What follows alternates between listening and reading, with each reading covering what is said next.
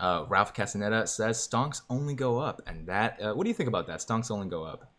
Stocks do only go up, man. I mean, if you look at the market right now, everything's only going up. I think that tells you the whole story. NASDAQ up 3.86%, only going up. Only going up. That's the only answer. Oh, that's insanity. Because once again, if you guys have noticed that maybe you have parents like mine who came to this country and thought, you know, the market is just gambling and we're not gamblers here.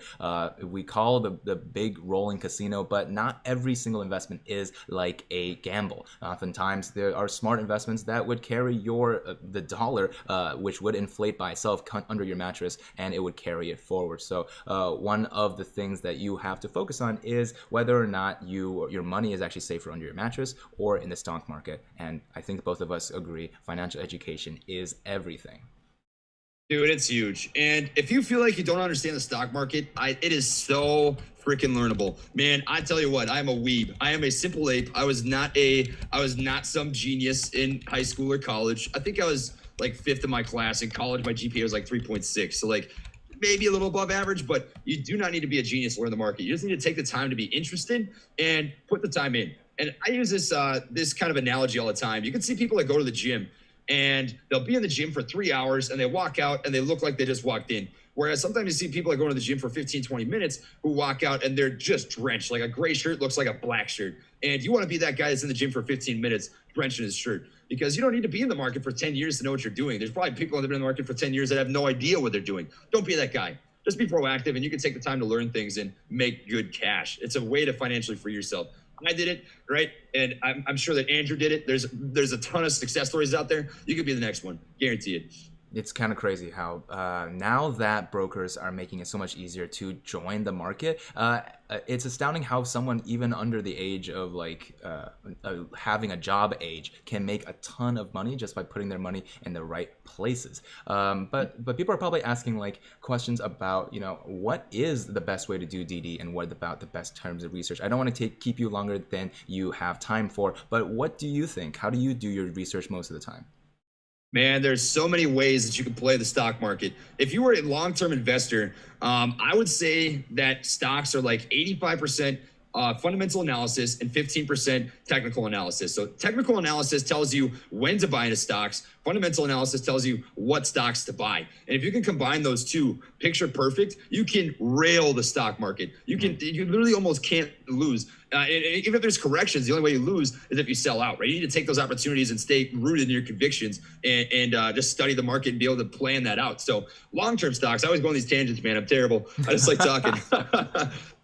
Long-term stocks, it's all about qualitative analysis, fundamental analysis. So being able to read income statements, spreadsheets, balance sheets, knowing the intangible growth potential for a company. So like, how is the market that they're competing in? What kind of huge companies exist in that market? How can they expand? How can they continue to create more revenue? How can they grow from where they are? Which is why I don't like weed stocks that much, because where do weed stocks go from where they are right now besides legalization? You know, from legalization, I guess they can open up more brick and mortars, but beyond that, you know, I just don't see any room for growth. Whereas innovation, technology, electric vehicles, green energy, all that sort of stuff, the ceiling is unlimited per se, because they've got so much upside. It's just booming. Every single year it continues to grow more and more and more. So it's about finding those companies that are kind of the diamonds in the rough. And that's why I don't like investing in like the Apple, the Microsoft, because they've already done what they're going to do. Like, you're just not going to grow much more from there. You want to find those companies who are going to become the next Apple. And it's all about having a little bit of unquantifiable knowledge, being able to kind of depict and guess where the market and where the world is growing and heading towards, and then being able to line that up with technical analysis so you can find the right entry points and get in and get out at the right time. So that's for long-term stocks.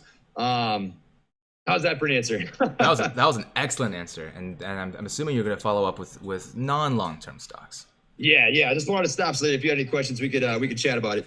So short-term stocks, mid-term stocks, not as important. So for day trading, the fundamental value of the company, the qualitative analysis is non-existent. You don't care about that in the least bit. You are trying to take advantage of human psychology. So you want to get into stocks that have a lot of crazy momentum, usually caused by some sort of news catalyst. So I always get people who will send me messages like saying, dude, you've got this stock that's got 100% utilization and the cost to borrow is 300%. But there's no news catalyst and the price action has been flat for literally 2 months. Well, that's never going to squeeze because there's no news catalyst that's going to push that stock. So you're trying to find stocks that have a news catalyst coming up, that maybe have squeeze potential, that can have great momentum and an ability to ride that from the bottom to the top. So it's at that point predicting, when you're going to see these stocks have those moves so that you can get in ahead of them and then ride it up. So an example for me is, JAGX and BNGO. Those were probably the two best stocks that I've ever called. I think I went up like 400% of both of those. Ooh. And it was because I found an upcoming news catalyst.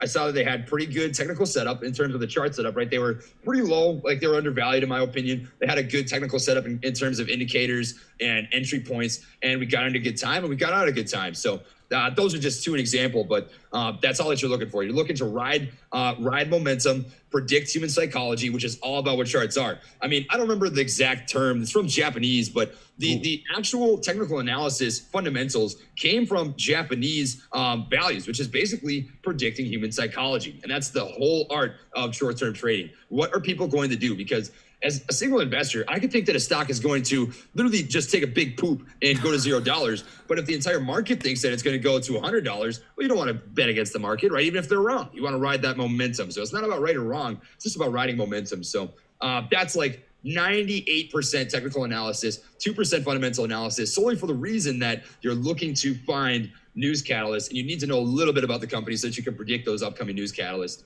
That's a really good question, and I have a bunch of supers I need to get to. But Tom Brady has just asked a great one about this, which I have a follow-up question on. GME Sure. and AMC, is it more long-term or short-term? And are we missing out some fundamental analyses when it comes to these two stocks?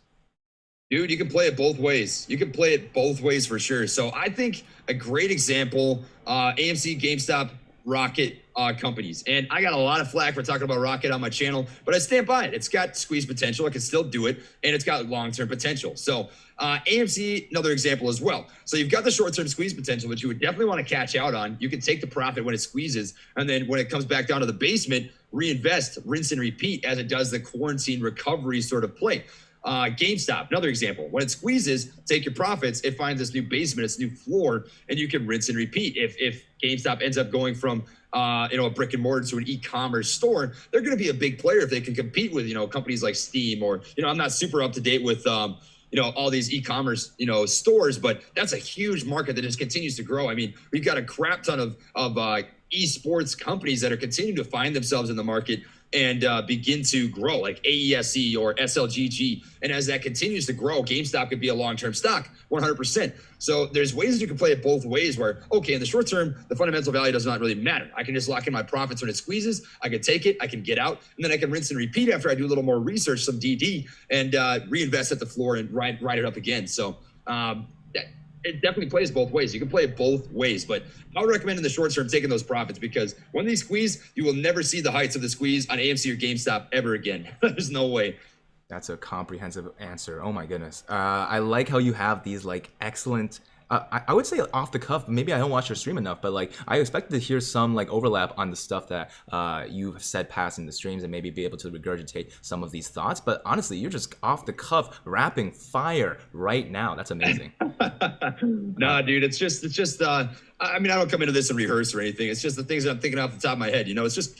I wouldn't say common sense, but when you research things and you understand the concepts, I mean, from there it's just about applying the concepts to the whole general idea. You know what I mean? And you can probably speak on that as well. You're a really intelligent guy. Oh, thank you. My wife's boyfriend my wife is looking for a new boyfriend, so I think I'm gonna introduce you to her.